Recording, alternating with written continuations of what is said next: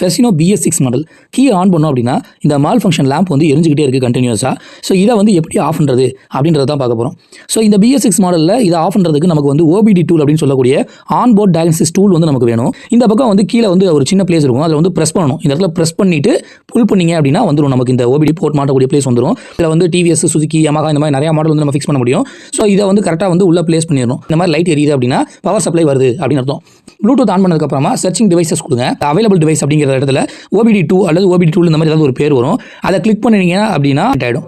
So உள்ளுக்குள்ள Bluetooth enable டிக்குன்னு இருக்கணும். அதே மாதிரி ECU, எரர் கவுண்ட் இது எல்லாமே டிக் வந்து காட்டணும், டிஸ்பிளே காட்டுற மாதிரி. இப்படி காமிச்சிச்சுன்னா கனெக்ட் ஆயிடுச்சுன்னு அர்த்தம். அடுத்து வந்து நம்ம இந்த வண்டியில் இருக்கக்கூடிய ஃபால்ட் லாக் மேனேஜரை ஓப்பன் பண்ணோம்னா வண்டியை வந்து ஃபுல்லாகவே வந்து நம்ம மொபைல் வந்து ஸ்கேன் பண்ணும். அதாவது இந்த OBD டூல் மூலமாக நம்ம வண்டியை வந்து ஸ்கேன் பண்ணும்.